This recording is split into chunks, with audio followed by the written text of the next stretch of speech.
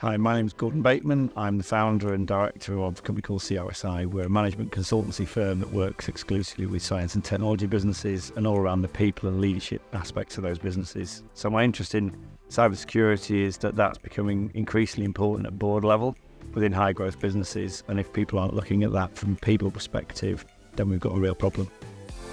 I think some of the real priorities that businesses are looking at is how do you make this a behavioural thing within an organisation. The challenge with cyber is often people think of it as a technology issue.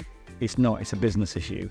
And trying to get organisations and people within those organisations to build this into their daily life and then to connect that with the strategy of the company so it doesn't get in the way is really where we're seeing the major emphasis within senior leadership at the moment. I think some of the biggest challenges that leaders are facing in this area is language. And it's a communication. So we see a lot of challenges where somebody whose core job is cyber or security or risk within the business, that's massively important to them.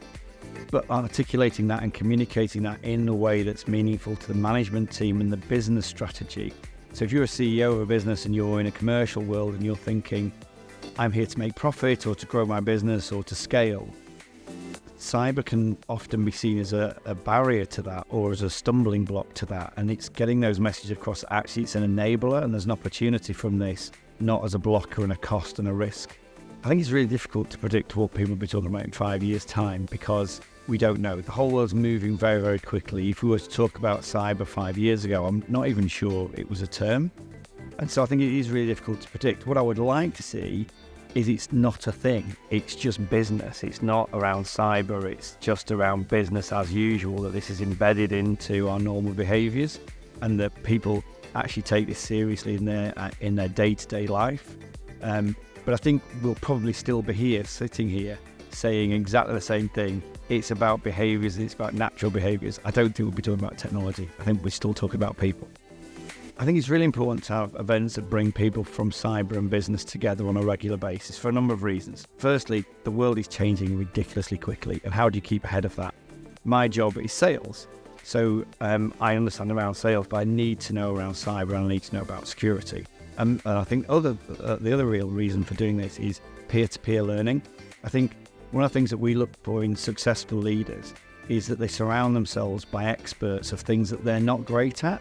So as a CEO of a business or as a non-exec director or an investor, to be in a room with people who this is their level of expertise is much easier to learn. So I think there's the formal content that comes from, and I've got to be honest, these speakers that I've seen through the event here have been phenomenal.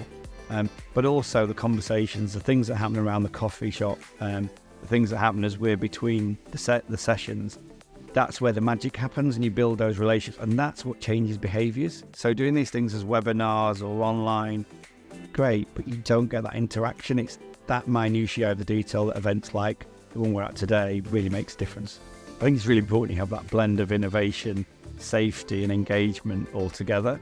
I think people who are really good at this are what I would call an impact player. They understand what's on the person's radar, what's bothering them, what's important to them today, and then can articulate that in a manner, or can articulate the cyber side of things in a manner that's important to that person. If I understand what it means to me I'm more likely to act on it. If people are just talking about facts and data, and I can't relate that to my day-to-day job and how that's going to enable me to be more successful, I'm probably not going to change what I need to do.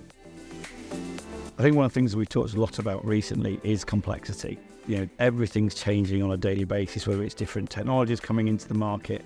I think our job as a leader is to actually understand that complexity and simplify it as quickly as possible and then put it back into a language that relates to other people. I think far too often we talk about our subject matter expertise in our language. I was always taught from a very young age, when you're speaking to people, talk in the ears of the listener, not in the mouth of the speaker.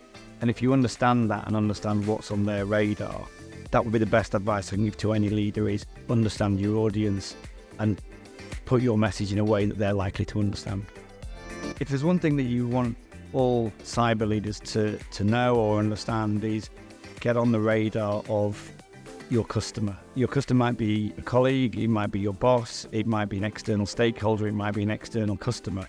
But understanding what's on their agenda, what's on their radar is really critical. Unless you can do that, you're really not going to be able to get your messages across into the years for them to take actual action.